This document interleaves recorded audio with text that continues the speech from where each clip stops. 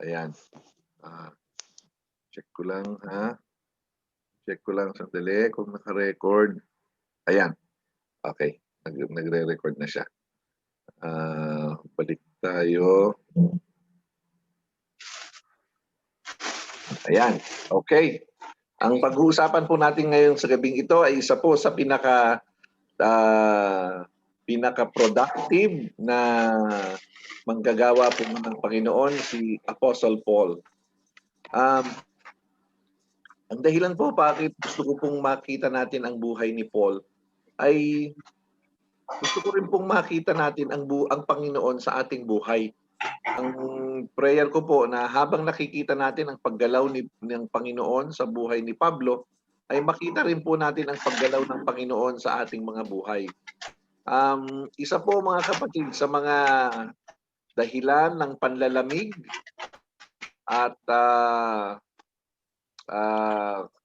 paglalayo ng mga tao sa ating Panginoon ay yung bagang may feeling po tayo na para bagang wala ang Diyos sa atin. Nagkakaroon po tayo minsan ng ganung pagtingin na mali kasing pagtingin yun, yung bang yung tipo bagang, Lord, hindi kita maramdaman. Okay? Totoo po na ang Diyos ay nararanasan natin. Totoo po na ang Diyos ay nagpaparamdam sa atin. Totoo po lahat yan. Pero kung ang paraan lang natin ng pag-unawa sa Diyos ay sa pamamagitan lamang ng ating pakiramdam, kurang din naman po iyon. Hindi po dapat tayo gano'n na dinadaan po natin sa pakiramdam ang lahat ng bagay. Hindi po dapat gano'n. Kailangan meron po tayong balanse ng pagkakatuto sa ating kaisipan at isa rin kailangan meron din tayong karanasan sa Panginoon. Pero mali naman po na puro pagkakatuto na walang karanasan at mali rin naman yung puro karanasan na walang pagkakatuto. Okay? Para pong ano yan para bagang isang bangka iyan na may dalawang katig. So, dalawa po ang katig natin, yung katotohanan at yung karanasan. Kaya po minsan sa ating pagsasamba, tayo po'y naiiyak, tayo po'y nararamdaman natin ang paggalaw ng Holy Spirit. And that is true, that is fine, that is good. But to say that, we only go through experience and feelings, that is not right as well. So it has to be balanced.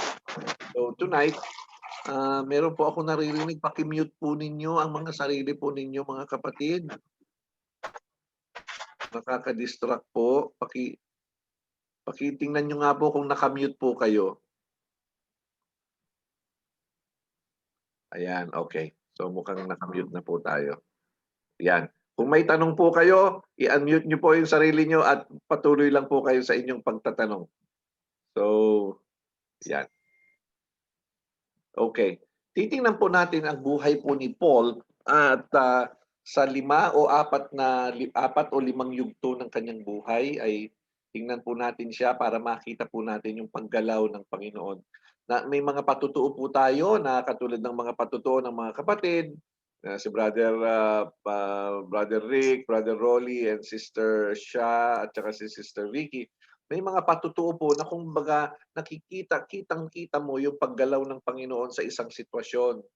Pero gusto rin po natin na makita ang paggalaw ng Panginoon sa malaking sitwasyon, sa isang malawakang paggalaw niya sa buhay ng isang tao, at ito po si Paul. Okay? So, si Paul po ay unang makikita natin siya sa Bible bilang isang zealous and murderous na tao. Ang ibig pong sabihin ng zealous ay yung po bagang isang tao na puspusan ang kanyang paniniwala o puspusan yung kanyang paggalaw at paniniwala. At dahil po sa puspusan ng kanyang paniniwala, siya po ay naging murderous na tao. Siya po ay para bagang gusto nang pumatay. At parang ganun na nga yung kanyang ginawa. Dito po sa Acts 7, dito po natin unang makikita si Paul. Ito po ang sinasabi. While they were stoning him, Stephen prayed, Lord Jesus, receive my spirit. Sino si Stephen? Si Stephen po ang unang martir ng mga Kristiyano. Siya po ang unang pinatay. Siya po ang unang pinatay ng mga tao dahil sa kanyang pagiging Kristiyano. Mahalaga pong maunawaan natin mga kapatid kung bakit po siya pinatay. Bakit? Kasi bakit ang mga Kristiyano po kasi ay dati silang mga Hudyo at naniwala sila sa Panginoong Hesus at ang pagtingin po ng mga kasama nilang mga Hudyo, ito po ay isang pagtatalikod sa kanilang relihiyon. Kaya ang tingin po sa mga Kristiyano ay mga ano bang tawag doon? Mga traidor. Okay? Mga traidor at mga taong galit sa Diyos ng lumang tipan. Ganun ang pananaw nila. Pero ang katotohanan po niyan, ang pagsunod at pananampalataya kay Jesus ay siya rin ang pananampalataya sa Diyos Ama ng lumang tipan. Kaya lang hindi po nila naiintindihan yun. Ang naiintindihan nila, pagka si Jesus ang pinanampalatayanan mo, tinalikuran mo na rin ang Ama sa lumang tipan. Pero maliwanag na sabi ni Jesus, the Father and I are one. Pero hindi nila alam yon. Kaya ang tingin po ng mga Hudyo sa mga Kristiyano ay mga taong tumalikod sa Diyos, mga taong galit sa Diyos. At ang una nga pong napagtuunan nila ng kanilang galit ay ito si Esteban or si Stephen. At binato po nila siya hanggang siya ay mamatay. Ngayon, dito po sa verse 60, basahin po natin. Then he fell on his knees and cried out, Lord, do not hold this sin against them. When he had said this, he fell asleep. So namatay po siya. Dito natin makikita ang unang pagkakataon si Saul. Dito ang kanyang entrada. And Saul was there giving approval to his death. Okay? Sa ibang parte po ng Biblia, makikita natin na ito po si Saul ang siyang humawak at nagbantay ng mga damit ng mga taong bumabato. Kasi meron silang parang outer coat at hindi sila masyadong makagalaw kung gamit nila yon. So hinubad po nila iyon habang para makagalaw silang mabuti para mabato po nila si Esteban. At sino ang nangalaga doon sa mga coat na yon? Si Saul. And Saul was there giving approval to his death. Tuloy po tayo. On that day, a great persecution broke out against the church at Jerusalem. And all except the apostles were scattered throughout Judea and Samaria. So ang mga tao po, ang mga taong mga Kristiyano, mga bagong Kristiyano ay umalis po sila sa Jerusalem kasi nga po pine-persecute sila. Ganyan, no? Pinatay na nga po si Esteban. Kaya sa tuloy natakot po sila at lumabas sila ng Jerusalem. Verse 2, godly men buried Stephen and mourned deeply for him. Verse 3, but Paul began to destroy the church. Okay? Ito po yung ministry ni Saul. But Saul began to destroy the church. Going from house to house, he dragged off men and women and put them in prison. Dahil po sa kanyang matinding pananampalataya sa lumang tipan, dahil yun ang kanyang natutunan at napag-aralan, ang tingin po niya, itong mga Kristiyanong ito ay mga suwail at mga traidor at mga taong galit sa Diyos. Kaya naging personal na mission po niya na sirain itong church na to. Anong ginawa po niya? Para po ba siyang pulis na hindi naman po siya pulis at pumupunta po siya sa bahay-bahay at ano ba ang drag off? Ano ba ang drag? Kinakaladkad niya itong mga Kristiyano, men and women, and put them in prison. Pinakukulong po niya. Okay?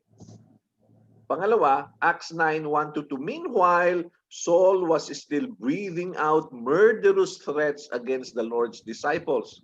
He went to the high priest and asked him for letters to the synagogues in Damascus, so that if he found any there who belonged to the way, whether men or women, he might take them as prisoners to Jerusalem. Ngayon, tingnan po ninyo, yung kanyang paghahanap ng mga Kristiyano ay hindi lamang sa Jerusalem na, pati sa Damascus. Okay? This is another country in Syria.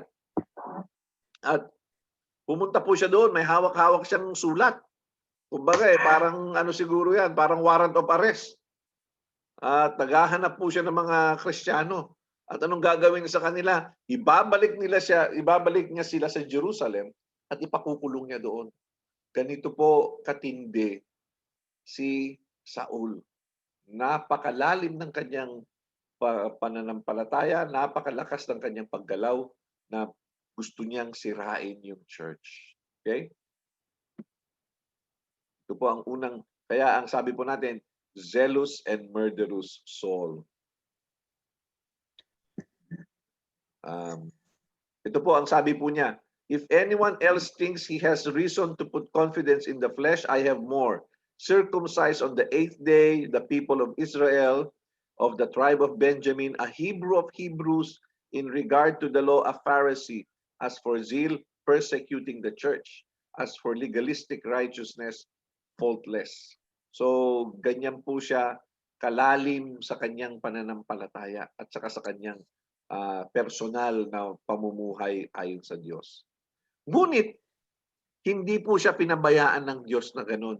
Ang Diyos po ay Diyos na buhay, Diyos na alam po niya ang nangyayari, at meron pong plano ang Diyos para sa bawat isa. At may ginawa po ang Diyos kay Saul. Ito po ang sinasabi ng Acts 9, 1-22. Mahaba, no? Pero babasahin ko po. Samahan po ninyo ako ng inyong mga mata. Meanwhile, Saul was still breathing out murderous threats against the Lord's disciples. He went to the high priest and asked him for letters to the synagogues in Damascus, so that if he found any there who belonged to the way, whether men or women, he might take them as prisoners to Jerusalem. May nangyari, papunta siya sa Damascus. As he neared Damascus on his journey, suddenly a light from heaven flashed around him. He fell to the ground and heard a voice say to him, Saul, Saul, why do you persecute me? So habang naglalakad po sila papuntang Damascus, nagkaroon po ng isang napakaliwanag na ilaw at si Saul po ay natumba at may narinig siyang boses. Ang sabi ng boses, Saul, Saul, Saul, why do you persecute me? Okay? Ang sagot po ni Saul, who are you, Lord? Ang tawag niya, Lord, kasi alam niya na yung kausap niya ay isang makapangyarihan. At alam niya na yung kausap niya ay hindi tao, he was a supernatural being. Kaya ang tawag po niya ay Lord, not necessarily na si Lord Jesus Christ, pero ito po yung isang pagtawag na isang kagalang-galang na pagtawag. Sabi niya, who are you, Lord? Sabi ng boses, I am Jesus whom you are persecuting. Ako si Jesus na iyong tinutuligsa. Now get up and go into the city and you will be told what you must do. Okay? Mga kapatid, nagpakilala si Jesus kay Saul. Sabi ni Jesus, I am Jesus. Bawat po isa sa atin mga kapatid na na-born again, ang ibig pong sabihin ng na-born again, ang isang ibig sabihin niyan, nagpakilala si Jesus sa iyo. Bakit ka tumanggap sa Kanya? Bakit ka nanampalataya sa Kanya? Bago nangyari yun, nagpakilala siya sa iyo. So maari pong ito ay sa pamamagitan ng may nag-share sa iyo, maaring sa pamamagitan ng may narinig kang katuruan o maybe sa church. Pero anong nangyari? Nagkaroon ka ng kaunawaan ng kung sino si Jesus. Si Jesus ang tagapagligtas. Siya ang namatay sa krus ng Kalbaryo. So bawat isa po sa atin na ang tawag natin sa mga sarili natin ay Christian, born again Christian, ang bawat isa po sa atin kinatagpo po tayo ng Panginoon. At ang sabi ng Panginoon sa atin, I am Jesus. Ganyan din po ang nangyari kay Saul. Ngayon, ang sabi ni Jesus, now get up into the city and you will be told what you must do. Okay? Mga kapatid, ang sabi po ng Panginoon kay Pablo, go into the city and you will be told what you must do. Ano pong ibig sabihin nito? Mayroon pong misyon. Mayroon pong dapat gawin. Nagkakanuhan po ba tayo? Tanggalin po natin sa kaisipan natin na tayo ay Kristiyano na walang gagawin. Isa po yan sa mga isang problema natin sa church dahil may mga tao na akala nila niligtas sila para lang sila'y pagpalain. Hindi po. Tanggalin po natin. Tayo po sa Area 7, tanggalin po natin yan sa kaisipan natin. Hindi po tayo pinagpala upang, hindi po tayo iniligtas upang pagpalain lang. Iligtas po tayo dahil may gagawin po tayo. Ang sabi ni Jesus sa kanya, go into the city and you will be told what you must do. Pumunta ka sa syudad, sa Damascus, at doon sasabihan ka kung ano ang dapat mong gawin. Paulit-ulit po ito na sinasabi natin pero hindi po tayo SSS Christian. Ano yung SSS? Saved, seated, ano ba? Saved, secured, and seated. Ikaw ay iniligtas, ikaw ay secure, at ikaw ay nakaupo. Hindi po ganun mga kapatid. Tanggalin po natin yan sa kaisipan natin. Maaring sinasabi mo sa sarili mo ngayon, maaring sinasabi mo, pastor, wala pa akong masyadong alam. Okay, wala ka pa masyadong alam. Sige. Pero huwag mo sanang aalisin sa kaisipan mo na ikaw ay may misyon na pinagagawa ng Diyos. Huwag mo sanang paniniwalaan ang kasinungalingan na ikaw ay iniligtas upang uupo ka lang at mag-enjoy ka lang sa buhay mo. Hindi, kapatid. Bawat isa sa atin, iniligtas tayo, may dahilan. Meron po tayong gagawin. Amen po ba? Amen po ba? Tulog na kayo? Amen. Amen po ba? Amen po, amen. Amen po. Amen po. Amen. Okay? Sabi ng Lord sabi ng Panginoon kay Paul, go into the city and you will be told what you must do. Ang sinasabi naman po ng Panginoon sa atin ngayon, mga anak, you will be told what you must do. Yung iba naman sa atin, nasabihan na, ayaw pang gumalaw. Amen. Okay? Nasabihan na, pero parang nagbibingi-bingihan. Nasabihan na, alam na, pero parang hindi masyadong masarap yung higaan eh. Ang hirap bumangon. Huwag kapatid. Huwag kapatid. Okay? Utang po natin ang buhay natin sa Panginoon. Tuloy po tayo. Verse 7. The men traveling with Saul stood there speechless. They heard the sound but did not see anyone. Saul got up from the ground, but when he opened his eyes, he could see nothing. Kaya blinded Saul ang ating title dito. Nabulag po si Saul. So they led him by the hand into Damascus. Okay? Pupunta siya sa Damascus upang magpahuli ng mga Kristiyano, pero hindi, kapatid, hindi niya kayang pumasok sa Damascus na nag-iisa siya dahil bulag siya. May ginawa ang Diyos sa kanya. Verse 9, for 3 days he was blind and did not eat or drink anything. Okay? For 3 days he was blind and did not eat or drink anything. 3 araw siyang bulag, hindi kumain, hindi uminom. Bakit kaya? Bakit kaya?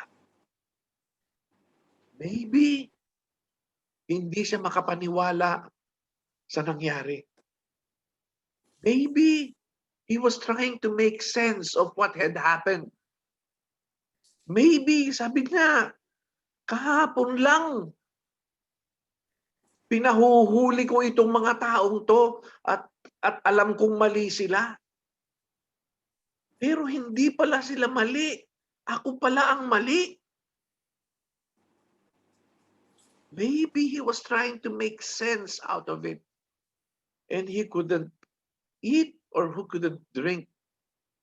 He was repenting siguro, kapatid. Parang nagbago, gumuho yung mundo niya eh.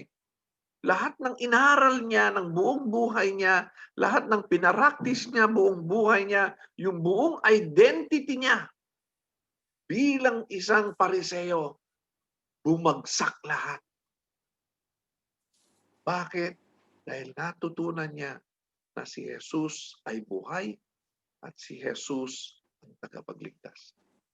I'm sure nakita niya si Jesus na ipinako sa krus. I'm sure. Dahil pariseo siya, hindi niya pwedeng hindi alam yung nangyayari. Hindi niya pwedeng hindi alam yung issue ng itong karpinterong taga Nazaret ay nagpapanggap na isang tagapagligtas. At dahil diyan siya ay isang huwad, hindi siya totoong tagapagligtas, kaya dapat lang na ipako siya sa krus, namatay siya. Buti nga! Pero nakita niya mali pala lahat. Okay? So for 3 days, he didn't eat or he didn't drink. In Damascus, there was a disciple named Ananias. Hindi po ito yung Ananias na namatay. Ibang Ananias po ito. The Lord called to him in a vision, Ananias. Sabi niya, yes, Lord, he answered. Sarap sana ng ganito, ano? Yung naririnig mo ang boses ng Diyos, ano? The Lord told him, go to the house of Judas on Straight Street and ask for a man from Tarsus named Saul, for he is praying. Okay? So yung 3 days na hindi siya kumakain, hindi siya umiinom, nagpe-pray siya. Bukod sa kanyang, siguro nagmumuni-muni siya at nagpe-pray siya. Maybe, ang prayer niya, hindi natin alam. Baka sabi niya siguro, Lord, I want more. Siguro lang, Lord, narinig kita, pero Panginoon, gusto ko pa. Baka. Kaya ang tugon ng Lord, inausap ng Lord si Ananias. Sabi ng Lord, go to the house of Judas on Straight Street and ask for a man named from Tarsus named Saul, for he is praying. In a vision, he has seen a man named Ananias come and place his hands on him to restore his sight. So sa vision pala ni Paul, habang nagpe-pray siya ni Saul, nakita niya si Ananias na nilay hands siya at nawala ang kanyang pagkabulag. Yun ang kanyang vision. Anong sabi ni Ananias? Sabi ni Ananias, Lord, Ananias answered, I have heard many reports about this man and all the harm he has done to your saints in Jerusalem. Now he has come here with authority from the chief priest to arrest all who call on your name. Kapatid, kung ikaw si Ananias, ganito rin siguro ang sagot mo, no? Ako rin, siguro kung ako si Ananias, ganito rin yung sagot ko. Sabihin ni Lord sa'yo, yung mga nagpapapatay ng Kristiyano, puntahan mo. Baka sabihin ko, Lord, parang nagkamali ka siguro. And Ananias tried to say no. Pero anong sabi ng Lord sa kanya? Verse 15. But the Lord said to Ananias, go. This man is my chosen instrument to carry my name before the Gentiles and their kings before the people of Israel. I will show him how much he has to suffer for my name. So ano po, ito po ang ministry ni Pablo. He is my instrument to carry my name before the Gentiles. Hindi sa mga Israelita, kundi sa mga Hintil. At sa mga hari ng mga Hintil. Okay? Verse 16, I will show him how much he must suffer for my name. Kapatid, ang pagsunod sa Diyos ay may kasamang suffering. Ang pagsunod sa Diyos ay may kasamang sakripisyo. Amen po ba? Amen po ba? Amen. Amen po.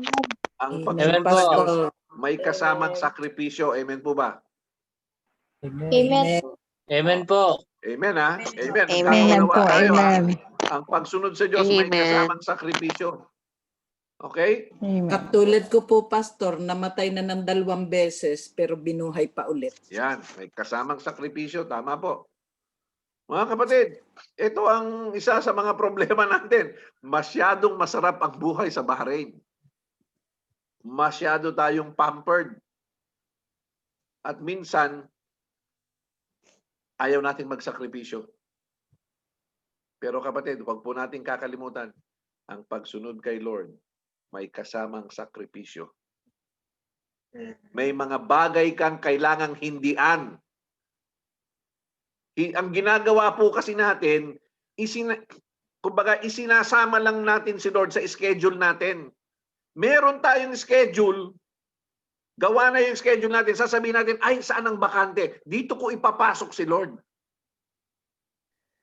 Kasi may trabaho ako ganito. Si Lord, dito ko ipapasok. Hindi, kasi yung oras na yan, ito ang ginagawa ko. Hindi ko pwedeng baguhin yun. Saan kaya si Lord? Dito na lang, sa buntot na lang. Patawarin tayo ng Panginoon. Patawarin tayo ng Panginoon. Kasi ang layo ng church eh. Patawarin tayo ng Panginoon. Kasi wala akong load. Pero kung Itbulaga, makakapanood ako. Pero kung yung gustong-gusto ko sa YouTube, magagamit ko yung data ko para doon. Pero pagka sa church, hindi. Patawarin tayo ng Panginoon. Yung pagkaibang bagay, kaya kong unahin yan. Pero pag nag-conflict kay Lord, hindi. Patawarin tayo ng Panginoon. Amen po ba? Amen. Mahirap mag-amen, no? Amen po. Amen. Amen, Pastor. Sabi niya, verse 17, Then Ananias went to the house and entered it. Placing his hands on Saul, he said, Brother Saul, the Lord Jesus, who appeared to you on the road as you were coming here, has sent me so that you may see again and be filled with the Holy Spirit. Immediately, something like scales fell from Saul's eyes, and he could see again. He got up and was baptized. And after taking some food, he regained his strength. Okay? So una, Saul was a murderous man. Number two, he was blinded dahil nakilala niya ang Diyos. Number three, he was converted. Saul spent several days with the disciples in Damascus. Okay? So nakasama na niya yung mga disipulo. At once, he began to preach in the synagogues that Jesus is the Son of God. Mga kapatid, tingnan mo yung salitang at once. Okay? At once. Pastor, pwede pala yun? At once. Oo, pwede. Pero unawain mo si Saul, masyadong marami alam. Okay? Verse 21, all those who heard him were astonished and asked, Isn't he the man who raised havoc in Jerusalem among those who call on his name? And hasn't he come here to take them as prisoners to the chief priests? Hindi ba ito yung taong naghasik ng lagim sa Jerusalem, sa mga Kristiyano? Hindi ba ito yung taong papunta rito upang arestuhin tayong lahat? Nakapasok na. Bakit na-dial ko ba? Nakapasok ka na po. Oo. Sorry, Ay, na-dial ko. Good evening po. Ako ba Good nag-dial evening. sa'yo? Paki-mute lang po. Good evening po. Tuloy po. Welcome po. Ay, off mo na kasi nag-ano kayo, di ba, Bible study? Sige lang po. Hindi ko na napindot ko lang. Verse 22. Yet Saul grew more and more powerful and baffled the Jews living in Damascus by proving that Jesus is the Christ. Nagbago ang kaisipan. Dati, tinutuligsa niya si Jesus. Ngayon, ang trabaho na niya, pinapatunayan niya na si Jesus ang tagapagligtas. Jesus is the Christ, the Messiah. Bago na ang kanyang sinasabi. What do we see here? Paul was converted. Pero pagkatapos niyan, kapatid, hindi lang siya na-convert, ginamit na siya ng Panginoon. Ang si Pablo po ay mayroong 3 journey na missionary journey. Pumunta po siya sa iba't ibang lugar at nagtayo po siya ng mga churches. Hindi lang po siya nag-evangelize ng mga tao, nag-organize po siya ng mga churches. Kaya ang mga churches dati sa Jerusalem lang, pero nung kalaunan dahil kay Paul at saka sa mga kasama po niya, ano ba to? Parang mga kabuting nagsulputan sa sa parte ng Israel. Verse 13. In the church at Antioch, there were prophets and teachers. Barnabas, Simeon called Niger, Lucius of Cyrene, Manaen, who had been brought up with Herod the Tetrarch, and Saul. While they were worshiping the Lord and fasting, the Holy Spirit said, "Set apart for me Barnabas and Saul for the work to which I have called them." So after they had fasted and prayed, they placed their hands on them and sent them off. So ano po ang sitwasyon dito? Nagwo-worship po sila. At sila po ay, habang sila po ay nagwo-worship at nagfa-fasting, ang Holy Spirit nangusap po sa kanila. Hindi natin sigurado kung paano ito, malamang prophecy ito. At ano ang sabi ng Holy Spirit? Set apart for me Barnabas and Saul for the work to which I have called them. So parang sinasabi ng Holy Spirit diyan, kung sa Tagalog, ihiwalay nyo si Barnabas at si Saul dahil meron akong trabaho na ipagagawa para sa kanila. At pagkatapos po niyan, pagkatapos sila mag-pray, nilay hand sila ng mga tao sa church, and then sila po ay ni-release. Kumbaga, ni-release sila, pinaalis na sila. At siguro binigyan sila ng mga baon or whatever. They prayed for them, binigyan sila ng mga kung anong mga kailangan nila. At sabi nila, sige, humayo na kayo. At kayo na ngayon ay gawin ninyo ang pinagagawa ng Diyos. Okay. Mga kapatid, ang church po natin ay patuloy po na gumagawa ng church planting. Kasama po sa mission natin ang magtayo ng mga churches. At ang Pastor Eric po ay siya po ang head nitong church planting. Kaya po siya nagbibigay, kung nakita po ninyo dun sa ating Facebook, meron po doon na sasagutan ng mga members at saka mga attendees. Pakisagutan nyo lang po. At tatanungin lang po doon ang inyong mga, kung taga saan kayo, ilang taon na kayo, ganon-ganon. At kung saan kayo sa Pilipinas. At tatanungin din kayo doon kung meron bang church planting sa inyo, sa inyong bayan sa Pilipinas, handa ba kayong tumulong? So, ang sinasabi lang po natin ng church natin dito, kasama po sa pagiging church natin ang magtayo ng church sa ibang mga lugar.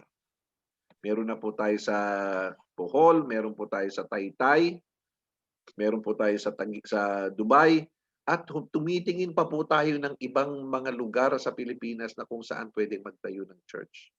Kung kayo po, sa tingin ninyo, tinatawag po kayo ng church ng Panginoon na magpastor, o tinatawag po kayo ng Panginoon na tumulong sa church, alagaan po ninyo yung kaisipan na iyan. Alagaan po ninyo yan dahil gagamitin po kayo ng Panginoon. Okay? So sa mga susunod na araw, pag-uusapan pa po natin yan. So sila po ay pinaalis na. Ano ang second journey ni Paul? Yung unang kasama niya si Barnabas. Pagkatapos nagkaroon sila ng hindi pagkakaintindihan ni Barnabas, naghiwalay po sila. Ito po ang sabi sa verse 39 ng 15. They had such a sharp disagreement that they parted company. Barnabas took Mark and sailed for Cyprus, but Paul chose Silas and left, commended by the brothers to the grace of the Lord. He went through Syria and Cilicia, strengthening the churches. So ito po yung pangalawang journey po ni Paul.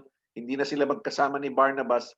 Ang kasama na po niya ay si Silas o si Silvanus.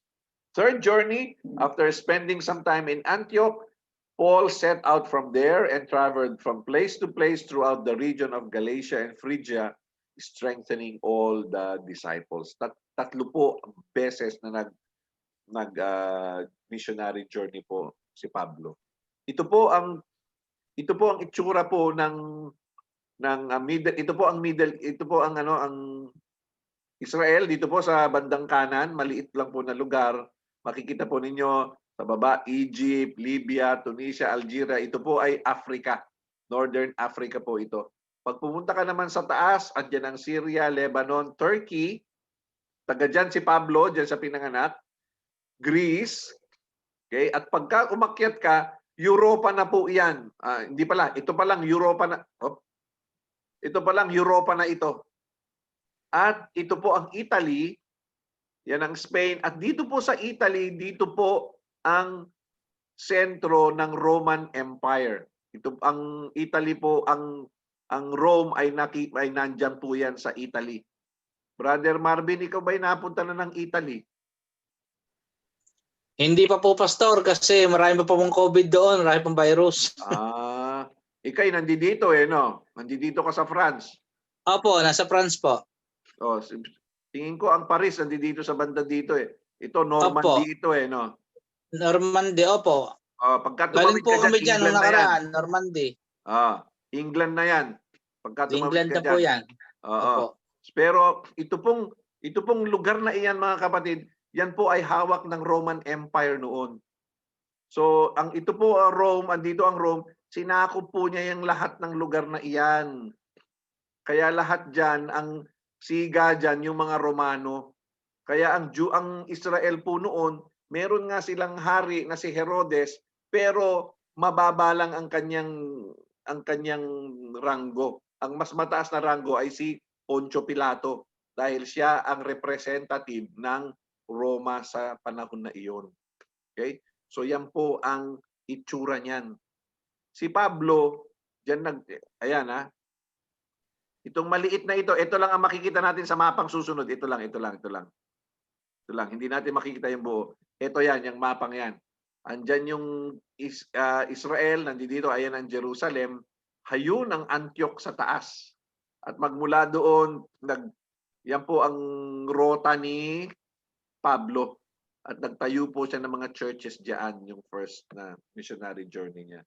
Second missionary journey, lumayo na siya hanggang Greece. So makikita po ninyo, yan ang Corinth, yan ang Thessalonica, okay, mga Griegong lugar yan. Ito ang ngayon, ang Turkey ngayon. Kaya kung magtutur po kayo sa Turkey, makikita nyo po dyan yung mga lumang churches, mga lumang church buildings. Anyway, this was the second missionary journey. Wala tayong picture dun sa third missionary journey. Pero yung fourth missionary journey na ni Paul ay, ang fourth journey na ni Paul ay papunta sa Roma, na kung saan dun po siya pinatay. Okay? Pero mga kapatid, gusto ko lang pong sabihin sa inyo na ito pong nakikita nyo pong pula na ito, na Roman Empire, dati, sa loob lang po ng 300 years, yung buong pula na yan, yung Roman Empire na yan, ay yan na rin ang nasasakupan ng mga Kristiyano. Dito nagsimula ang Kristyanismo, pero after 300 years, puro Christian na rin po yung mga lugar na iyan. Nagsulputang parang kabuti ang mga churches po diyan. Okay? Bakit po? Dahil may mga tao na kagaya ni Paul, ni Silas, ni Barnabas, na nagtayo ng mga churches at nag-evangelize ng mga tao. Ano po ang sinasabi po ng Diyos sa kanya? Pumunta ka sa city at doon malalaman mo kung ano ang ipapagawa ko sa iyo. Yan ang ginawa ni Pablo sa kanyang buhay. Ngayon, ang huling yugto ng buhay ni Paul, siya na ngayon ay naging prisoner. Paano siya pinatay? Bakit siya nagkaroon ng problema? Ito po ang sinasabi ng Acts 21. When they heard this, they praised God. Ano po yan? Kasi si Paul dumating sa Jerusalem. Pumunta siya sa Jerusalem. Then they said to Paul, you see, brother, how many thousands of Jews have believed, and all of them are zealous for the law. They have been informed that you teach all the Jews who live among the Gentiles to turn away from Moses, telling them not to circumcise their children or live according to our custom. Mga kapatid, makinig po kayo. Mahalaga pong maunawaan po natin ito.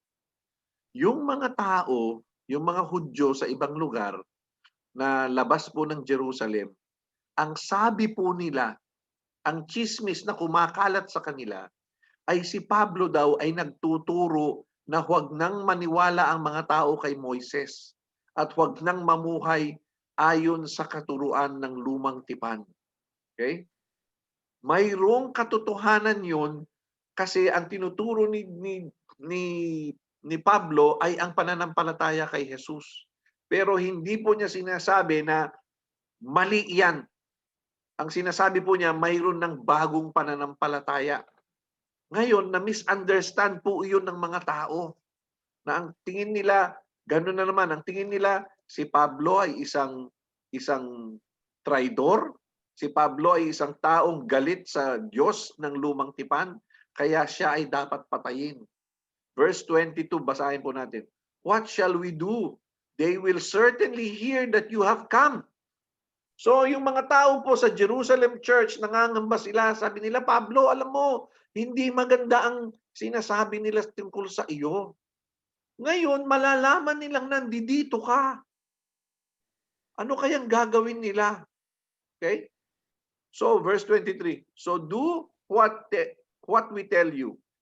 There are 4 men with us who have made a vow. Take these men, join in their purification rites, and pay for their expenses so that they can have their heads shaved. Then everybody will know that there is no truth in this report about you, but you yourself are living in obedience to the law. Ang sabi nila, Pablo, ganito ka lang para sumama ka dito sa mga ritual na gagawin ng mga 4 na lalaki na ito. Sumama ka sa kanila, gawin mo rin yung ritual na gagawin nila para makita ng mga tao dito na hindi totoo ang kumakalat na balita na pinatitigil mo na sinasabi mo sa mga tao na huwag nang sumunod sa lumang tipan. Nagkakanuhan po ba tayo? So gusto lang nilang magpakita na si Pablo ay hindi tumatalikod sa Old Testament. Bakit? Kasi nagkakaroon sila ng takot na baka kung ano ang gawin kay Pablo. Ito po ang nangyari. When the 7 days are nearly over, some Jews from the province of Asia saw Paul at the temple. Yung mga Hudyo na galing sa ibang lugar, nakita nila si Pablo, oy, yun yung nagtuturo ng na layuan daw yung Old Testament. They stirred up the whole crowd and seized him, shouting, Men of Israel, help us. This is the man who teaches all men everywhere against our people and against our law in this place. And besides, he has brought Greeks into the temple area and defiled this holy place. They had previously seen Trophimus and the Ephesian in the city with Paul and assumed that Paul brought him into the temple area. So ano pong ginawa? Hinuli si Pablo. Hinawakan siya at pagkatapos sinabi sa mga tao, oy, mga kababayan, ito yung tao na nagsasabi na hindi na raw dapat tayong sumunod sa lumang tipan. Ito yan. At hindi lang yun, nagsama pa siya ng mga hintil sa loob ng templo na isang bawal na gawain. Verse 30, the whole city was aroused. Naniwala ang mga tao. Yung buong syudad talagang nabulabog. The whole city was aroused. And the people came running from all directions. Seizing Paul, they dragged him from the temple, and immediately the gates were shut. While they were trying to kill him, news reached the commander of the Roman troops that the whole city of Jerusalem was in an uproar. So hinawakan po siya, kinaladkad siya, nilabas siya mula sa templo, sinara yung pinto sa templo, pagkatapos papatayin na po siya. Hindi natin alam kung binubugbog lang siya o sasaksakin siya o babatuhin siya. Hindi natin alam. Pero ang alam natin, papatayin na talaga siya. Buti na lang nalaman nung commander ng mga sundalo. Ayan, tanyo, ang sundalo nila Roman, hindi Israelite. The commander of the Roman troops, at once, verse 32, he at once took some officers and soldiers and ran down to the crowd. When the rioters saw the commander and his soldiers, they stopped beating Paul. So binubugbog siya, buti na lang dumating yung mga sundalo. At mga kapatid, yan po ang naging problema ni Paul. Ang tingin sa kanya nung mga Hudyo na hindi Kristiyano, siya ay tumalikod sa Diyos ng lumang tipan. Siya ay tumalikod sa Diyos ni Moises. Kaya ang kanilang paratang po sa kanya ay isang huwad, isang false prophet. Kaya siya po ay inaresto at papatayin. Yan pong kaso ni Paul na iyan, walang nangyari for 2 years. Hindi nag-prosper. Kaya ang sabi ni Paul, I appeal to Caesar. Sabi niya, kailangan si Caesar, yung emperador ng Roma, ang tawag po nila ay Caesar or Caesar. Sabi nila, I am a Roman. Sabi ni Pablo, ako ay Romano. I am a Roman citizen. Kaya karapatan ko na ako ay dinggin ni Caesar ng emperor ng Roma. Kaya sabi niya, dalhin niyo ako sa Rome. So dinala po siya sa Rome at wala rin pong nangyari doon. Ang kahuli-hulihan po ng Book of Acts, hindi sinabi ng Book of Acts kung si Pablo ay namatay o kung paano siya namatay. Bakit? Kasi hanggang doon lang yung sinulat ni Lucas, yung pagkakasulat ng Book of Acts. So, ang sinasabi ko lang po mga kapatid, sa Biblia, hindi po natin alam kung paano namatay si Paul. Pero ang alam po natin, siya po ay naka-house arrest, siya po ay naka-aresto, siya po ay naninirahan sa isang bahay na kanyang inuupahan, pero nakaposas po sa kanya yung sundalo. Wala siyang ibang pwedeng puntahan. Nakaposas lagi ang sundalo sa kanya. So, yun po ang huli ng kwento ni Pablo. Ang sinasabi po ng mga historians, maari daw po ay siya ay pinugutan ng ulo. Maari daw po na siya baka pinakain po siya sa leon. Dahil ang panahon po na iyon, yung Roman Emperor ay si Nero. Si Nero po ay isang napakalupit na emperador. Siya po yung nagpasimula nung bang pinakakain sa mga leon ang mga Kristiyano, o hindi kaya binabalatan ng buhay, o hindi kaya sinusunog ng buhay at ginagawang alam mo na, pang-ilaw sa mga kalye para maging maliwanag ang buong syudad. Yun po yung ginagawa ni Nero. And this was the time when Paul was executed. So we don't know how he died, but he died. Okay? So yan po pero alam po natin na kung paano man siya namatay, hindi po siya natakot mamatay. Dahil sabi po niya sa Philippians, for me, to live is Christ and to die is gain. Sabi niya, para sa akin, ang mabuhay ay kasama si Kristo at ang mamatay ay mas, ang gain? Mas higit pang benepisyo. Okay? Mas maganda pa. So alam po natin na kung paano man namatay si Paul, he was ready to die. Mga kapatid, bakit po natin sinasabi po itong bagay na ito? Bakit po natin sinasabi itong bagay na ito? Gusto po nating makita ang paggalaw ng Diyos sa buhay ni Pablo. Si Paul na isang taong pumapatay ng Kristiyano, si Paul na isang taong galit sa Kristiyano, si Saul na isang taong ang misyon niya ay sirain ang church. Ano ang kaduluduluhan ng buhay niya? Isa siyang taong namatay para sa church. Isa siyang taong namatay na humahawak, yumayakap doon sa Diyos na gusto niyang sirain. He was a hater of Jesus, but at the end, he was a lover of Jesus. How did he love Jesus? He loved Jesus so much that he died for Jesus. Ganyan ang paggalaw ng Diyos sa buhay ng tao. Kapatid, paano ang paggalaw ng Diyos sa buhay mo? Gusto ko naman pong makita, gusto ko naman pong tingnan nyo ang mga buhay nyo. Paano po ang paggalaw ng Diyos sa buhay nyo? Magmula nung nakilala mo siya. Ano ang mga ginawa ng Diyos sa buhay mo? At ano naman ang mga pagbabagong ginawa mo na sa buhay mo dahil sa pagsunod mo sa Kanya? May nakikita ka bang pagkakaiba? May nakikita ka bang progress May nakikita ka bang, alam mo na, development? Ang pagmamahal mo ba sa Panginoon ay ganun pa rin? O ang pagmamahal mo ay lalong umigting at lalong lumalim? Ang ginagawa mo ba sa Panginoon ay ganun pa rin? O lalong bumaba? O tumaas? Kumusta na po? Ang pakay ko po ngayong gabi mga kapatid ay makita po ninyo, silipin po ninyo naman sa isang malawakang pagtingin kung papaano na ang relasyon mo sa Diyos. Kung ano na ang ginagawa ng Diyos sa buhay mo at kung ano na ang ginagawa mo para sa Diyos.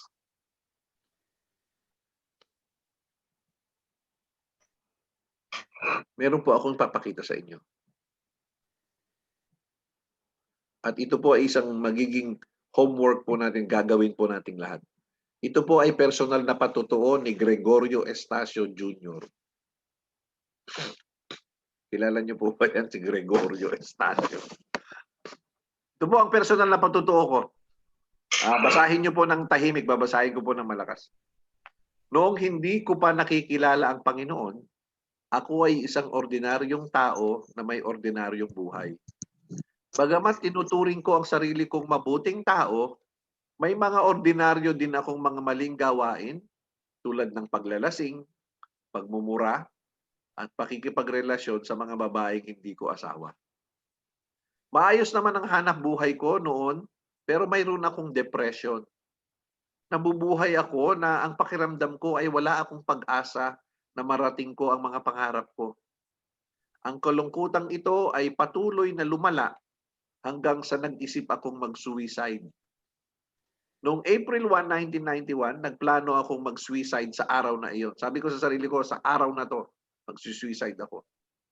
Ngunit sa gitna ng pag-iisip kong tapusin ang buhay ko, ay sumasagi din sa isip ko ang laging sinasabi ng nanay ko na Christian. Ang sabi niya, Jesus, Jesus, Jesus.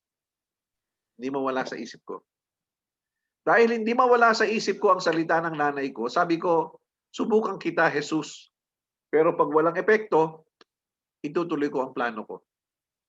Kaya nagpunta ako sa church ng nanay ko sa Cubao. Doon, ipinaliwanag sa akin ng pastor ang kaligtasan sa Panginoong Jesus. Ako'y nagsisi sa aking mga kasalanan at tinanggap ko ang Panginoong Jesus bilang aking Panginoon at tagapagligtas. Kasabay nun ay naramdaman kong parang may nagtanggal sa mga kabigatan at kadiliman sa buhay ko, sa katawan ko. Sa oras na iyon, alam kong pinatawad at iniligtas na ako ni Jesus. Ang tanong ng pastor, ano na ngayon ang kaya mong gawin na hindi mo magawa kanina? Ang sagot ko ay, kaya ko nang ngumiti. Pero luha ang dumadaloy sa mukha ko. Luha ng pagpapasalamat. Hindi ko akalain na ganun kabuti ang Diyos. Magmula noon, ako ay tagasunod na ni Kristo. Patuloy niya akong binabago. Nawala ang depression ko at pinalitan niya ito ng pag-asa. Dumarating pa rin ang kalungkutan at pagkabigo, pero mayroon na akong matatakbuhan, ang aking Ama at Diyos. Hindi ako perpekto sa aking pagsunod, pero sinisikap kong makasunod.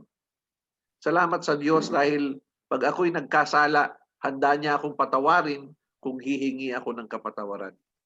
Alam kong hindi nagbabago ang pagmamahal niya sa akin at uuwi ako sa kanyang piling pag natapos na ang buhay ko dito sa lupa. Ito po ang personal na patutuo ko. Ano po ito? Resulta po ito ng pagtingin sa buhay ng malawakan. Ngayong gabi mga kapatid, hinihiling ko po na gumawa rin po kayo ng personal na patutuo po ninyo. Bakit? Magagamit po natin ito sa pag-share natin ng gospel. Actually, kasama po ito sa Pray, Care, Share. Pero ang unang gusto ko pong maunawaan ninyo at magawa ninyo ay makita nyo ang paggalaw ng Diyos sa buhay nyo. Magmula nung una hanggang sa ngayon. Ito pong personal na patutuo na ito ay 2 to 3 minutes lang po ito pagka sinabi ko. Pagka inano ko, yung bang binasa ko. This is 2 to 3 minutes long only. At bakit 2 to 3 minutes? Kasi yun para maigsi yung pagpapatutuo natin sa ibang tao. Hindi ko po sinasabi na sa ulahin nyo, pero kailangan po meron po tayong ready na sagot sa mga taong nagtatanong po sa atin. Ano yan? Ganito lang po yan. Ang buhay ko noon, paano ko nakilala si Jesus, ang buhay ko ngayon. Okay? Nandiyan pa po ba kayo? Amen po ba? Hello? Nandiyan pa po ba kayo? Amen po. Okay. Pastor, dito pa po. Baka tulog na kayo ha? Nandiyan pa kayo? Dito pa po. So mga kapatid, gawin po ninyo ito sa inyong sa inyong LG na gawin po ninyo ito. Magsulat po kayo, magtulungan po kayo sa isa't isa na magsulat po kayo ng inyong mga personal na patutuo. Dalawa po ang gamit po nito. Ikaw mismo mabe-bless ka dahil makita mo kung paano gumalaw ang Diyos sa buhay mo. Pangalawa, mabe-bless ang ibang tao pagka ito naman ang ikineto mo sa kanila. Kasama po yan sa pagiging Kristiyano po natin. Kaya po itong linggo na ito, mga kapatid, ito po ang gawin po ninyo. Huwag niyo po munang gawin yung mga tanong sa preaching. Okay? Ito po muna ang gawin ninyo. Ito pong patutuo kong ito ay ipopost ko po, ilalagay ko po ito sa YouTube or kung saan man para makita po ninyo. O hindi kaya, pwede kong itong ipadala sa inyo na Word file para meron po kayong parang pattern ba na magagamit po ninyo. Okay? So, diyan po tayo nagtatapos mga kapatid. Kung wala po kayong, may katanungan po ba? Tungkol po dito o kahit saan? Kung may katanungan po, magtanong lang po. Okay? So, sige po, let's pray po. Hallelujah. Samahan po ninyo ako. Lord, salamat Panginoon na hindi po kayo tumitigil, Panginoon, sa paggalaw sa buhay namin. Ama, dalangin ko po, Panginoon, na sa bawat isa po namin, bawat isa po sa amin ngayon, sa gabing ito, ay makita po namin, Panginoon, ang paggalaw mo sa buhay namin, Lord. Father, we pray that as we write out our personal testimony, Lord, that we will come to realize, O God, of how much you love us and how much, O God, that you care for us and how you continually and tirelessly move in our lives, Panginoon, O Diyos. Hallelujah, Panginoon. Diyos, please, Panginoon, ipaunawa mo po sa amin, Panginoon, kung paano kayo gumalaw sa buhay namin, O Diyos. At Lord God, kung anuman, Panginoon, na mga discouragement meron kami, kung anuman pong panlalamig na meron kami, Panginoon, patuloy po kaming humahawak sa iyo, Panginoon. Kung anuman ang nararamdaman namin, isinasantabi po namin iyan, Panginoon. Ngunit kami, Panginoon, ay humahawak sa iyo at nananampalataya kami na ikaw ang Diyos noon, ngayon at magpakailanman. Ang Diyos na hindi nagbabago, hindi nagmamaliw, Panginoon. Lord, we pray sa mga personal po na pangangailangan namin, sa mga personal na issues na meron po kami. Nakikita niyo po, Panginoon, ang mga bagay na iyan. At sa oras na ito, Panginoon, ay ibinababa namin ito sa iyong mga paanan, Panginoon. Na kayo po, Panginoon, ang dalangin po namin ang iyong solusyon, Panginoon, sa mga suliranin na ito, O Diyos. Salamat po, Ama. Sa inyo po lahat ang aming pagpupuri at pagsasamba sa pangalan po ni Jesus. Lord, we pray ang bawat LG, Panginoon, ay makagawa ng kanilang personal testimony, O God. We ask this, Father, in the mighty name of Jesus Christ. Amen and amen. Amen. Amen. Amen po. So, Amen po, po. please, gawin po Amen, ninyo yung amen. personal testimony po ninyo. At ilalagay ko rin po yan sa Word file. Amen? So, Amen. Announcement po. announcement. Sige. Brother Ray. Si Brother Anton, si Brother Anthony, si Brother Tupeng, Sister Ginalyn, si Sister Sha, tama po ba, Pastor? Siya, oo. Sister Sha. Yung pong mga bukas, kung naka-coordinate na po kayo kay Brother Robert, at yung pong susunduin ko rin. At yung susunduin ni Brother Anton. So ano na lang po. Maaga po tayo doon sa lugar bago po mag alas 5. Nawa po nandun na tayo.